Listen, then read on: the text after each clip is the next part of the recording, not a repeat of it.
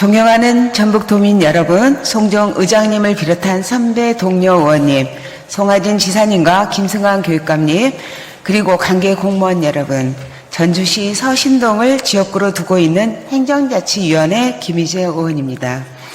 먼저 도정 질문을 드리기 앞서 1년 넘게 지속되고 있는 코로나19로 인해 많은 어려움을 겪고 있는 도민들께 이러한 말씀을 드리며 조금 더 힘내시라는 응원을 보냅니다. 우선 코로나로 인해 어려워진 도내 관광산업과 관련하여 말씀드리고자 합니다.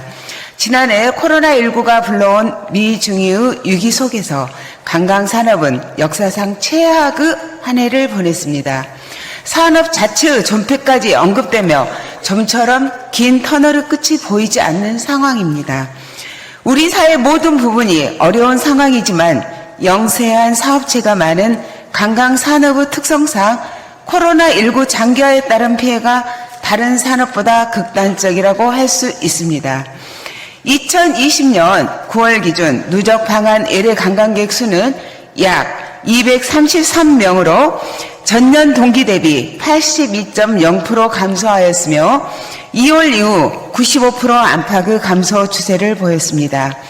또한 우리나라 국민의 해외 여행객 수도 크게 감소하여 2020년 하반기 국제선 항공 여객 수는 전년 동기 대비 97%의 감소세를 유지하고 있는 상황입니다. 국제 관광뿐만 아니라 국내 관광 또한 상황은 마찬가지입니다.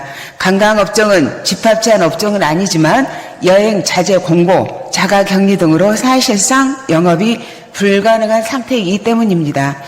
지난해 전라북도를 찾은 관광객 수는 2,100만여 명으로 3,900만여 명이 찾은 2019년 대비 무려 46%가 감소했고, 이 중 애국인 관광객 수는 92%가 감소한 2만 6천여 명에 불과했습니다. 특히나 지난해에는 전주가 강릉, 목포, 안동 등과 함께 관광 거점 도시로 선정되면서 관광 수요에 대한 기대가 높았으나 코로나로 인해 혜택은 고사하고 도리어 폐업의 위기에 몰리고 있는 상황입니다. 어떻게든 버텨보기 위해 안간힘을 쓰고는 있지만 고용 유지를 위한 4대 보험료와 임대료, 재산세 등 고정비용을 감당하기 힘겨울 뿐만 아니라 폐업을 생각한 업체 또한 직원들의 밀린 급여와 퇴직금을 챙겨줘야 하기 때문에 이러지도 저러지도 못하고 있는 상황입니다. 지사님께 질문 드리겠습니다. 코로나19 장기화로 어려움에 처한 도내 관광산업계 현장의 목소리를 듣기 위해 어떠한 노력을 하셨는지 답변 바라며 어떠한 지원책들을 내놓았는지 답변 부탁드립니다. 한국관광공사 자료에 의하면 지난해 전라북도 관광산업의 피해 추정 금액은 747억 원에 이르고 있습니다. 증강액이 가장 큰 업종은 식음료 업계로서 전년 대비 397억 정도가 감소했습니다. 실제 피해 금액은 훨씬 더 많을 것으로 예상하고 있습니다. 이러한 어려운 상황 속에서 도내 관광업계가 그 명맥이라도 유지하기 위해서는 코로나19가 진정되기까지 버틸 수 있도록 극단의 처방책이 필요합니다. 즉 국가 차원이 아닌 전라북도 자체적으로 할 수 있는 선제적 방안을 모색해야 한다는 말씀입니다. 지사님, 도내 관광산업계는 감당할 수 없는 고정 비용 절감을 위해 공유 오피스 지원이나 사무실을 주거 공간으로 한시적이라도 이전할 수 있도록 허용하는 방안, 여행업 관련 세금 및 대출 이자 감면 지원 등을 요구하고 있습니다. 국가 차원이 아닌 전라북도에서 선제적으로 할 수 있는 방안은 없는지 답변 부탁드립니다. 현재 당장 어려움을 겪고 있는 관광산업계에 대한 지원과 더불어 고려해야 할 부분이 코로나19 이후 도내 관광산업은 무엇을 어떻게 준비해야 하는 점입니다. 관광시장은 개인 또는 가족과 소규모 관광활동이 증가하고 있으며 관광사업은 플랫폼과 모바일 중심의 예약 결제 서비스로 전환되었습니다. 이로 인해 여행업과 오프라인 중개업은 지속적인 침체를 나타내고 있으나 온라인 플랫폼과 온라인 정보 제공 및 중개업인 관광벤처기업은 대응력을 높여가고 있습니다. 또한 비대면 서비스와 기술 확대에 따른 디지털 경제로의 전환이 급격하게 진행되고 있는 상황입니다. 지사님께 질문드리겠습니다. 현재 전라북도에서는 코로나19 이후 대비 몇 가지 지원 사업을 하고 있는 걸로 알고 있습니다. 그중 40석 이상 입식 관광식당으로 전환하는 음식점 시설 개선 지원 사업의 경우 대부분의 업체에서 본인이 자비를 들여 시설 개설을 완료했습니다. 때문에 이러한 사업보다는 코로나19 장기화로 관광시장의 불확실성이 지속되고 있는 만큼 중장기적 관점의 돈의 업체들에 대한 지원 정책, 그리고 비대면 문화와 디지털 수요 증가에 맞춘 자동 주문 결제 시스템, 즉 키오스크 지원이나 새로운 콘텐츠 개발과 기술 도입의 지원, 관광사업체 고용 안정을 위한 정책이 필요하다고 생각하는데 이에 대해 어떻게 생각하시는지 답변 부탁드립니다. 다음은 새만금 빅데이터 밸리 조성과 관련하여 말씀드리고자 합니다. 본 의원은 지난해 5분 발언을 통해 전라북도 새만금 빅데이터 밸리 추진에 대하여 말씀을 드렸는데 그 연장선상에서 추가적인 질문을 드리고자 합니다. 새만금 국가산업단지에 SK가 건립하고자 하는 빅데이터 센터는 민간 기업의 일이니까 SK가 알아서 입주하도록 노력하면 될 것입니다. 본 의원은 그보다는 전라북도가 주도적으로 나서서 국가 빅데이터 밸리를 구상하자는 것입니다. 전에 중국 구이저우 성의 빅데이터 밸리에 대해서 말씀드린 적이 있습니다. 중국의 빅데이터 산업은 핀테크 산업과 더불어 세계 최고라고 할 수 있습니다. 사실 빅데이터 세계 최고 국가는 미국입니다. 미국은 구글, 아마존 등 개별 기업이 주도하고 중국은 국가나 지방 정부가 주도합니다. 본 의원이 중국 구이저우를 벤처마킹 대상으로 말씀드린 것은 시작한 지 10년도 채 되지 않는 구이저우 성이 국가의 지원과 성 정부 주도하에 세계적인 수준으로 끌어올렸다는 것 때문입니다. 지금 구이양 시내에 있는 빅데이터 밸리는 개별 기업들이 모여있는 민간 빅데이터 단지입니다. 이것이 포화 상태가 되자 중국 구이저우 성은 구이양시와 인접한 안순시의 일부를 떼어내서 1795평방킬로미터, 즉 전주시의 9배 정도의 면적을 확보하여 구이안 신구를 만들었습니다. 여기에 국가 빅데이터 산업 집중구, 국가 빅데이터 응용 창업구, 국가 빅데이터 무역구, 인재 양성센터 등을 조성하고 국가에서 운영되는 빅데이터 관련 연구소와 기업 등을 유치하고 있습니다. 현재 상황으로 봤을 때 새만금의 빅데이터 밸리를 구축하기 위해서는 상당한 시간이 소요될 것으로 예측됩니다. 관련 부처와 기재부를 설득하고 사업 기간을 앞당기기 위해 새만금 빅데이터 밸리 구축을 내년 대통령 선거와 연계하여 대선 공약화하는 것은 물론 향후 특별법 제정도 검토해 봐야 합니다. 이에 대한 지사님의 의견은 어떠신지 답변 부탁드립니다. 서두에서 중국은 빅데이터와 핀테크 강국이라고 말씀드렸듯이 2019년 기준으로 구이저우를 비롯 12개 성의 빅데이터 관리국이 있습니다. 대도시로는 강저우시를 비롯해서 21개 시의 빅데이터 관리국이 있는데, 즉 지방자치단체에서 빅데이터 관리를 통해 민원 서비스, 복지 서비스 등을 제공하고 기업에 필요한 것을 제공하면서 빅데이터 수립, 서비스 관리, 확산 응용까지 책임지는 것입니다. 지사님, 현재 전라북도의 빅데이터 관련 조직은 주력 산업과 내 팀 단위가 전부입니다. 미래를 생각한다면 최소한 가 단위 조직이 필요하다고 생각하는데 지사님 의견 부탁드립니다. 빅데이터 활용 방법과 관련해 기업들은 고객의 소비 패턴을 분석으로 자동으로 할 일, 혜택을 제공하는 실시간 마케팅 시스템과 고객 개인별로 맞춤형 광고를 제시하는 기법 등에 활용하고 있으며, 공공에서는 자살 문제, 사회 범죄, 재난재해, 저출산 고령화 등 사회 문제의 본질과 문제점을 파악하여 새로운 통찰력을 얻을 수 있고 해결할 수 있도록 활용하고 있습니다. 최근에는 공공에서도 그 활용 분야가 급속도로 확산되고 있습니다. 그러나 이러한 빅데이터 중요성과 유용성에도 불구하고 우리 전라북도는 도내 공무원들과 산하기관 종사자들에 대한 빅데이터 교육에 많이 소홀하다는 느낌을 지울 수 없습니다. 빅데이터가 본인의 업무와는 어떻게 연관이 되는지, 빅데이터를 어떻게 활용할 수 있는지 등에 대한 관심도 없을 뿐만 아니라 빅데이터가 무엇인지 개념조차 모르는 공무원이 너무 많다는 소리가 이곳저곳에서 들려옵니다. 전라북도 인재개발원 교육과정을 살펴본 결과 빅데이터 제대로 활용하기, 빅데이터로 만들어가는 새로운 세상 등 교육의 중요성에 대해 교육과정과 인원이 턱없이 부족하다고 생각합니다. 코로나19로 인한 집합교육이 힘들어지면서 계획된 교육을 실시할 수 있을지 그마저도 의문입니다.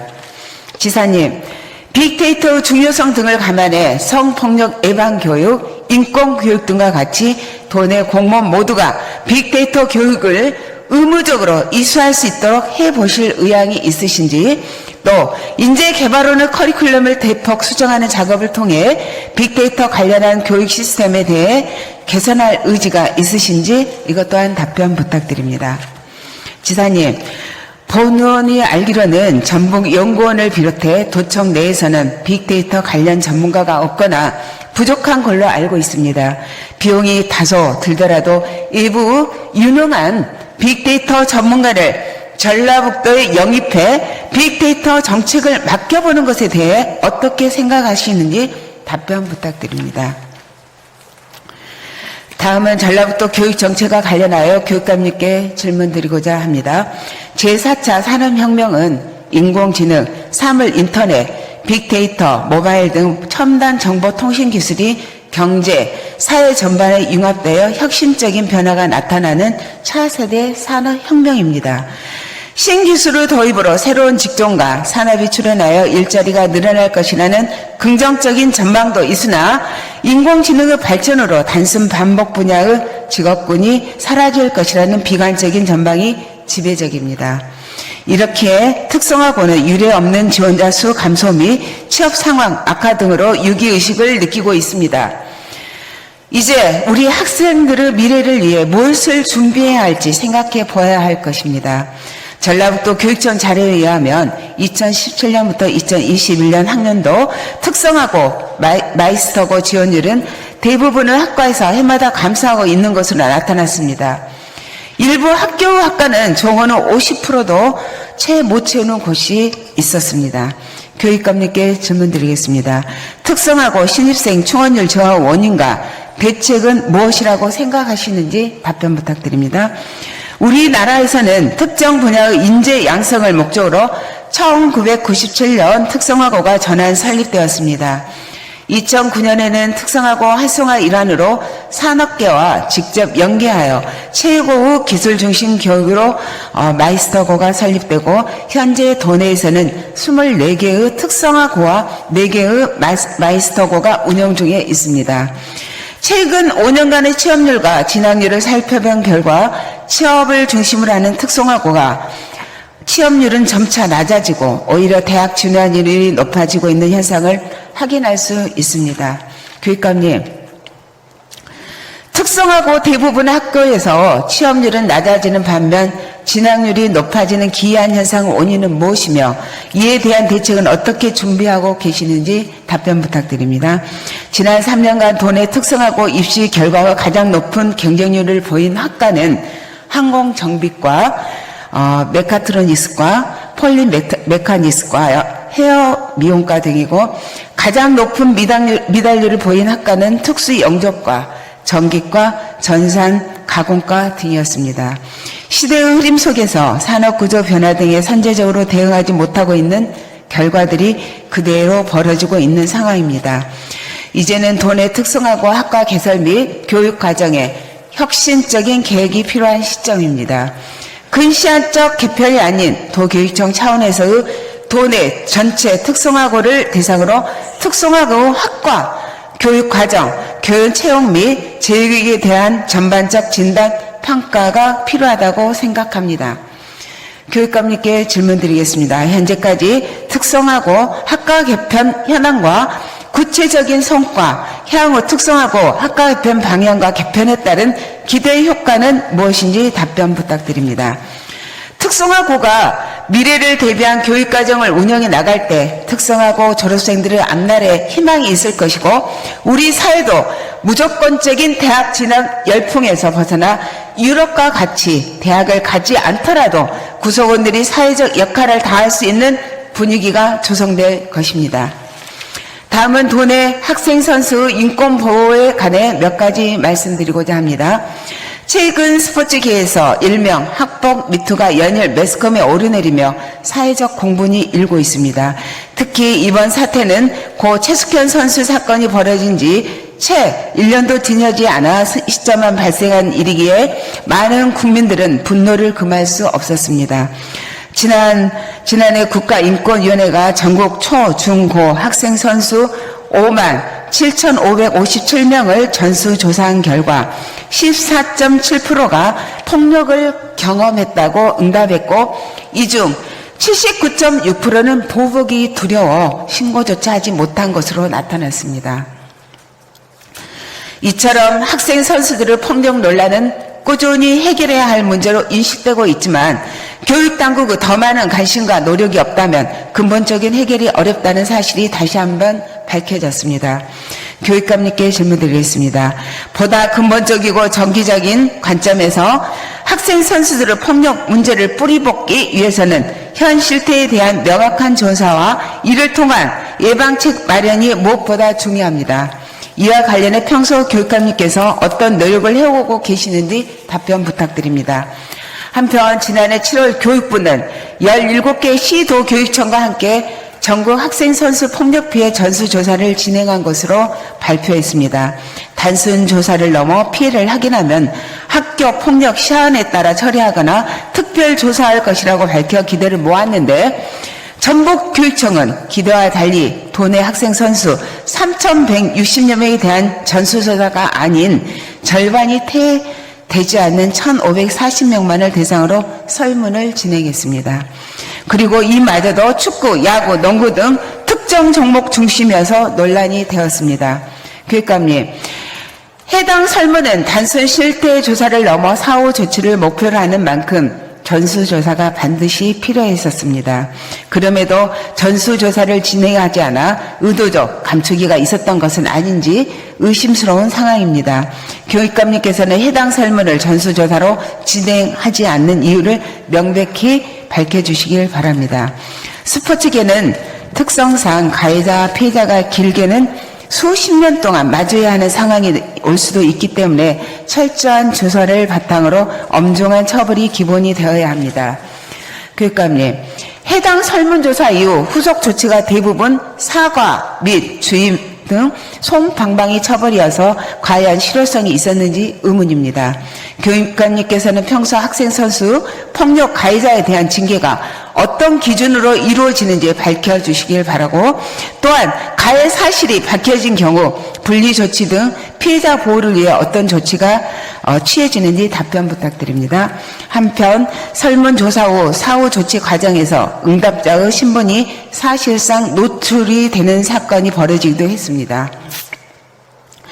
언론을 통해 밝혀진 바로는 설문에 참여한 A 학생이 술을 먹고 온 감독교사가 동료 선수를 폭행하는 것을 봤다고 설문에 적었고 교육청이 해당 학교의 공문으로 응답 내용을 보냈는데 이 과정에서 응답 내용을 알게 된 감독교사가 학생 선수를 일일이 면담하게 된 것입니다. 설문조사 참여자의 보호는 설문의 주제를 불문하고 가장 기본적으로 지켜야 할 사항입니다. 특히나 해당 설문은 폭행 등 인권 침해 사실을 조사하는 것이기 때문에 더욱 철저한 익명성 보호가 필요했습니다. 피해자가 마음 놓고 피해 사실을 밝힐 수 없다면 앞으로도 폭행 피해를 쉬쉬하는 일은 빈번히 벌어질 것입니다. 교육감님께서는 해당 사건이 발생한 이유와 향후 유사한 사건이 발생하지 않도록 어떤 조치를 취하실 건지 답변 부탁드립니다. 학교 폭력 대부분 피해 사실을 알릴 경우 내부 고발자로 낚인 찢기는 분위기가 만연히 힘들고 고통스럽더라도 참았다고 합니다. 폐쇄적인 집단의 특수성에 대한 이야기가 선행되지 않는다면 학생 선수 인권 보호는 앞으로도 제자리 걸음일 것입니다.